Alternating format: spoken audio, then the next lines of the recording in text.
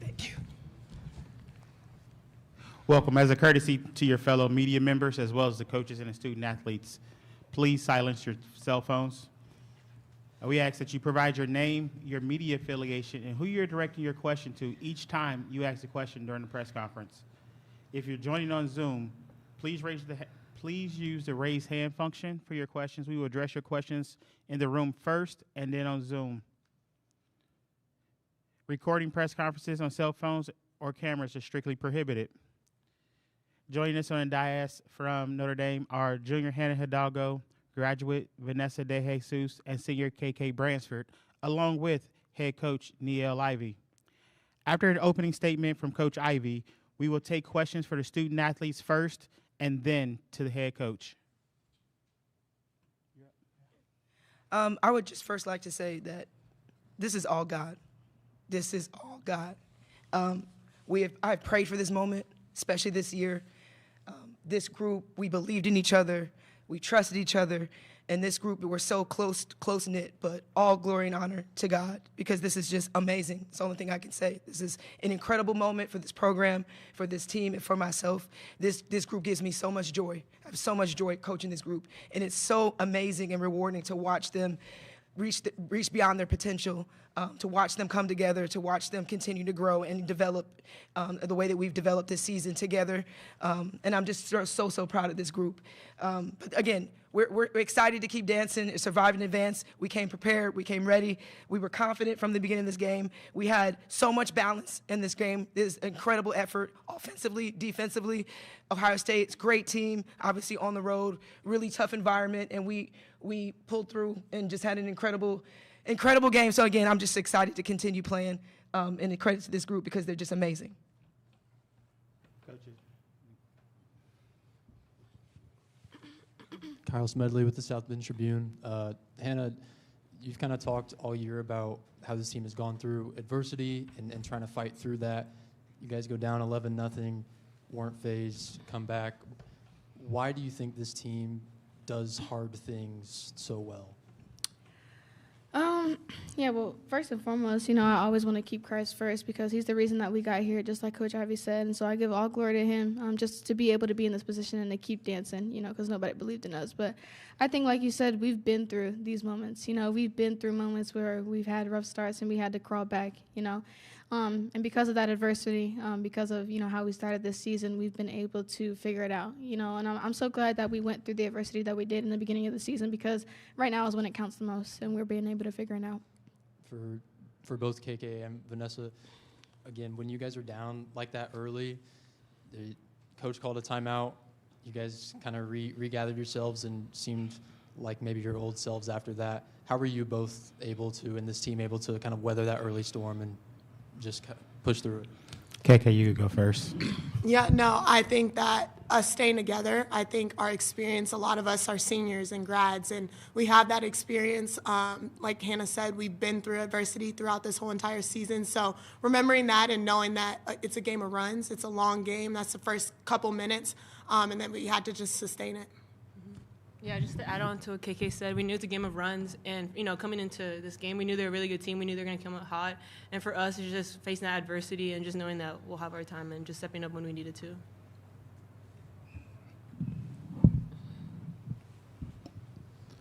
For Vanessa, what were the magic words in that first timeout?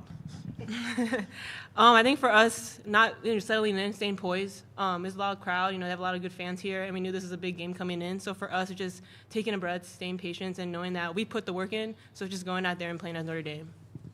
And Hannah, you play with swagger.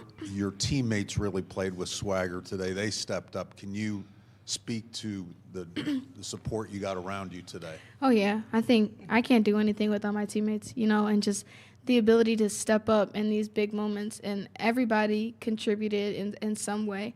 And even if it doesn't show up on the stat sheet, for example, she did a great job with just knowing the scout and knowing just to kind of hedge and then just kind of get back. And it doesn't show up on the stat sheet, but every single piece we have on this team is so big and needed. And so I'm just so grateful for my teammates and just how we've been able to step up and just play together. I think that's the biggest thing is playing together. And last one for me from the players. This is for KK.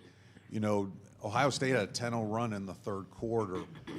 Can you speak to your team's resilience and what was said and why you responded the way you did in that moment? Yeah, I know coming out of the third quarter, we made them call the first timeout, and then we kind of, you know, like I said, it's a game of runs. We went on our run, they went on their run. But in the fourth quarter, we made them call the first timeout again, and so we just remembered and learned from that third quarter to kind of not let them go on that run. And it's all about defense at the end of the day. If we get stops, we can get scores. Ben Hicks, Notre Dame Observer for KK. You've won state championships in this building. I think you were a plus 14 in the first half after that run. Can you talk about what it's like to come home and play that well in front of your home fans, family, I imagine?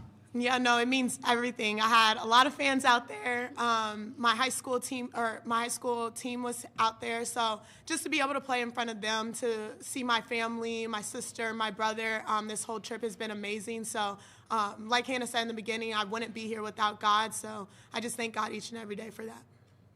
Stefan Kreisnig with Cleveland.com. KK, you talked at the start there just about the experience of this team, you know, the adversity going through these moments. How much does it help to have coaches, players who have kind of been, you know, part of the success of getting to the second weekend, like not just to get here, but to win at this stage? How much does that experience help you guys?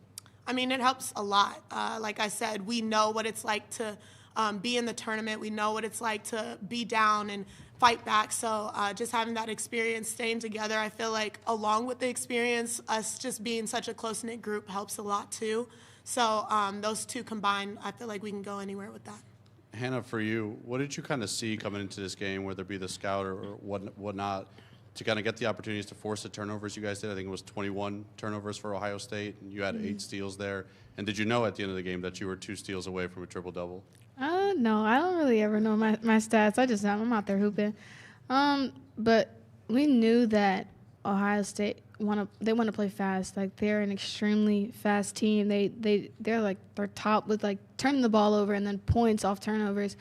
So we just did a great job of just like trying to slow them down. And you know, Lonnie was hooping, of course. So it was hard to slow her down, but I think we were able to just take everything else away, you know, and just be able to get into those passing lanes and just try and get stops. We did a great job of boxing out and then rebounding. That was phenomenal. Cameron Teague with The Athletic. Hannah, kind of off that, and the turnovers, you had 8 steals today, you had 4 against Fairfield. I think you're, 12 in the first 2 rounds. I'm curious just what that is for you. Is it an instinct? Is it a scout game planning thing? Are we How do you forced know? 12? No, your steals alone. My steals. You had 12 steals in the last 2 games. Oh, okay. Yeah. Okay. Just for you, is that like Okay. an instinct thing, or is that like game planning, scout? Just what do you see out there that allows you to get steals also in so many different ways? Yeah. I feel like for me, it's just reading what the offense is doing. I think thinking one step ahead, I think is really big. Just reading the passing lanes. I didn't get too many on-ball steals. I don't think I got any. So I think for me, it was a lot of off-ball, just reading what they might do next and just being ready and being prepared to take it away. Like that last steal, when I thought it was going to be a clear path. But like that last steal, it was just reading because they did it a couple times. So just be like, okay, they're going to do it again. I'm going to be ready to jump it, you know. All right, Deion Cash, Fox Sports. First off, KK, congratulations. I know it's been a grind to get back to where you're at now. How does it feel to be able to play and contribute and do your thing, especially coming back to the O? Yes, I mean, this season has been tough, filled with adversity, just with my injury and things. So being able to have this opportunity to be here in the tournament, like I said before, is nothing but God. So I'm just grateful to be able to do it with this group, with this coach, with this staff. Each and every day they make me get better, so I'm appreciative of that. And Hannah, I know you're a sweetheart, but you're a villain when you're on the road. And it's crazy the impact that you have with the fans in the stands. Have you gotten comfortable with being a villain on the road? No, I'm not a villain. Congratulations. Thank you. You know, I try not to be the villain, but It's fun. I think these moments they're great to be able to play in front of big crowds like this, and it's so much better, of course, playing at home in front of our fans because they feed us. But even playing in front of the Ohio State fans, they were extremely loud. They came and they showed out for their team. So just to be able to do it on somebody else's floor, we've come a long way from playing away. Like, we really struggle with away games. So now we've been able to figure out how to play in front of other people's fans and just being able to maintain that run and silence the noise. Thank you, ladies. Thank you.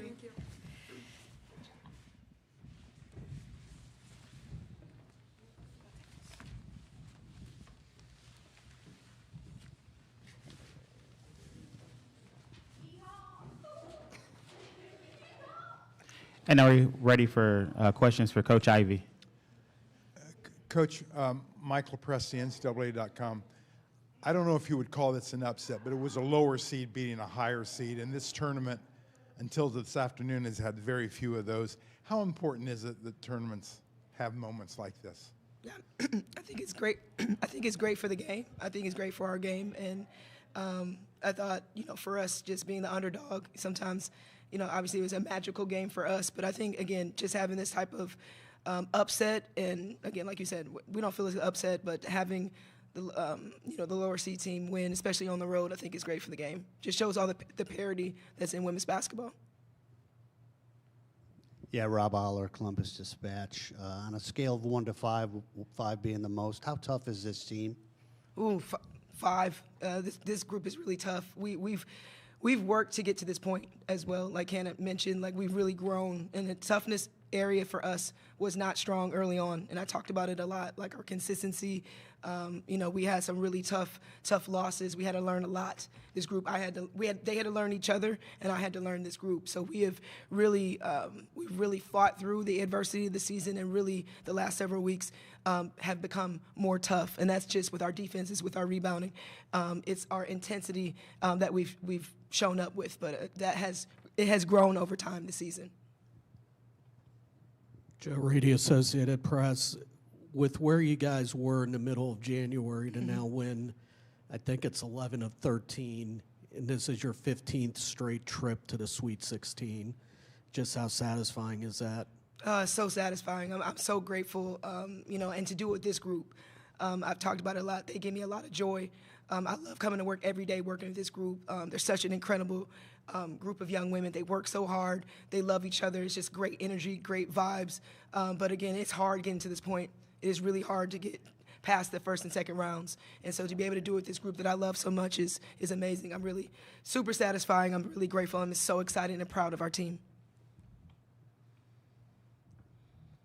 Kyle Smedley with the South Bend Tribune. Kind of on that last note, you've had, both as a player and as a coach, you've had a lot of big wins, whether it be upsets or not. With everything that goes into tournament games like this, we don't know what that's like. We don't know how that feels. Yeah. How would you describe just how it feels when you've put in all that work and then it pays off and you actually win? Yeah, I'm so gratifying because there's so much work that goes behind the scenes. I have an incredible coaching staff, so I credit them having this team ready every night, every practice, supporting me. I have to do a lot, so having a great support staff, coaching staff, support staff, I have so many people that surrounds this program that helps us to be elite. And luckily, I've had a lot of experience, being a part of a really incredible program in Notre Dame and learning under Coach McGuff. But to be able to do this at a high level, you have to have great people around you, and Notre Dame is full of great people. Eric Hansen with Blue and Gold. Coach, some of the players that you got out of the portal weren't big stars at their former schools. Vanessa DeJesus is one of them. What did you see in her specifically that allowed you to think she could have a moment like tonight, scoring and bringing the ball up against people that are as fast as Hannah? Yeah, just doing the proper research. I needed another ball handler that I was looking at for the portal, and playing against V. I always felt like she's just a solid, hard-nosed point guard. And then, again, doing my research, talking to her AAU coach, they just told me that she's a culture kid. She would be a perfect Notre Dame fit. So she checked all the boxes that I look for in the portal. Sometimes it's not just talent, it's character. And she checked all those boxes. And she's just tough. So when she came to campus, I was like, yeah, everything that her AAU coach told me that she was about her. It was exactly, she's very disciplined, very business oriented, and she's exactly what we needed. And I'm really proud of her because she's playing a different role. She's almost the point guard. You know, I put Hannah off the ball. She's run the point. You know, she had to handle Ohio State's press the entire season. So she's really evolved in her position. But she's just a phenomenal young woman on and off the court. And then this is one of the most emotional I've seen you after a game. Why did this game mean so much to you? Because it's so hard. It's so hard to get to the Sweet 16. It just is. It's hard to win in NCAA. It's hard to get to the tournament. It's hard to win the first round. And to do this with this incredible group, 7 scholarship players on Ohio, on the road, it's really hard to do. So I think that's where my emotions come in because I'm so grateful. I know that I'm blessed. I know that I have, again, that God has aligned me with this particular team that has really just brought so much joy to this program. And I just love them. I love seeing them improve. And so I think that's where I'm more emotional because has not been easy. And so when you know that you've gone through the fire, you've gone through the storm, and you still come out on top is the reason why I'm just so grateful. Ben Hicks, Notre Dame Observer. Coach, looked like after the Ohio State started 11-0, you went to some drop coverage on their bigs. Can you talk about? I wasn't trying to. Okay.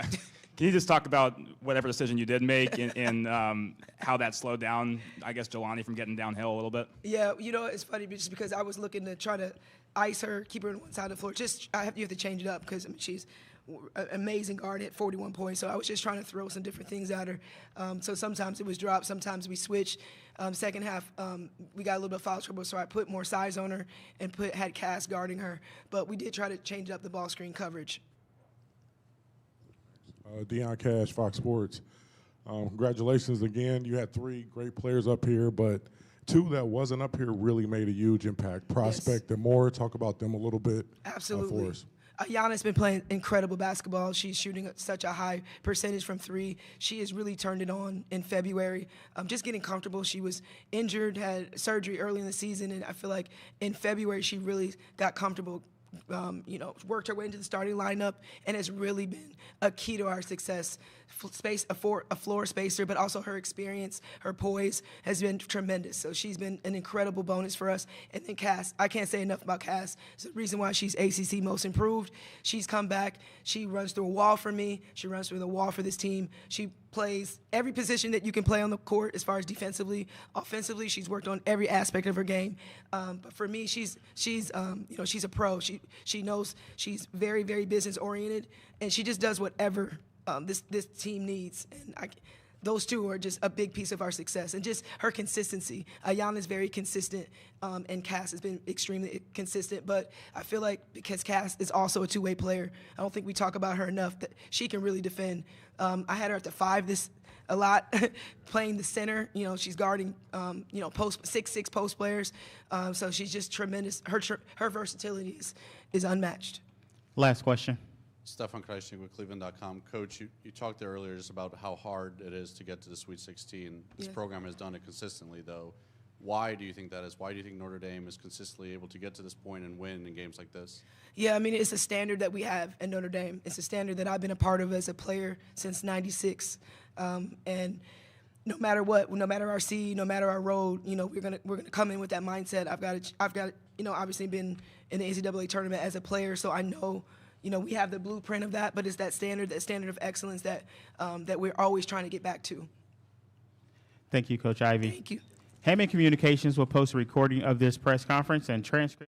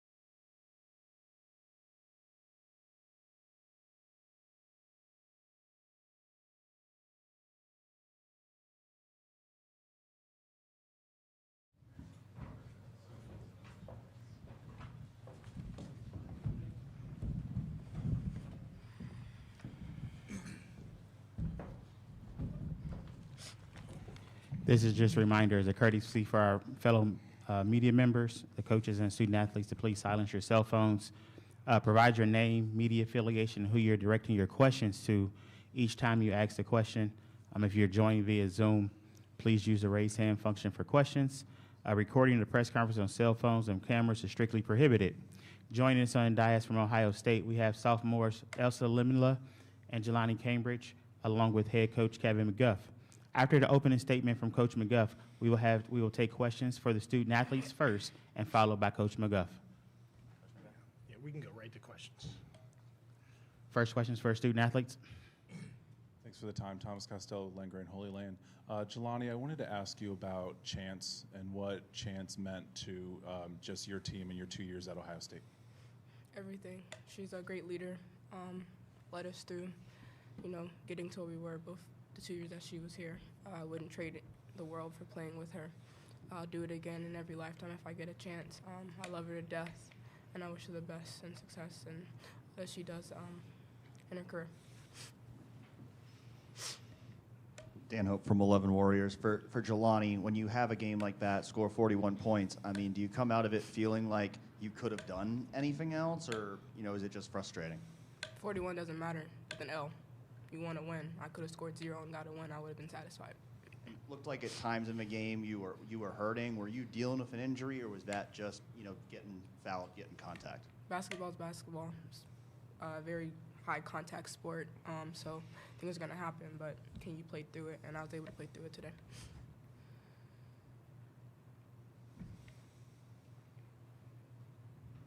Stefan Kreisnik with Cleveland.com. Else for you, going through this, what do you feel like you guys were able to learn last year, turning out for March Madness, and what do you think you can take from this as you kind of go through this offseason and get ready for another year? We have a very young team, so there's still a lot of room for improvement.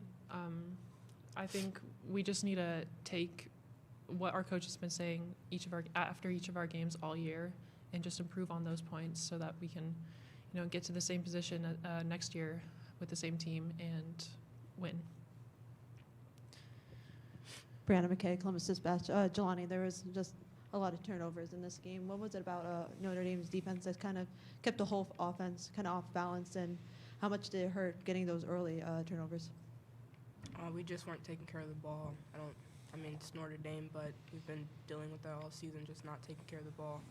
We just need to make smarter plays. We could have got away with not turning the ball over if we just made smarter plays. Any more questions for the student athletes? Thank you, ladies.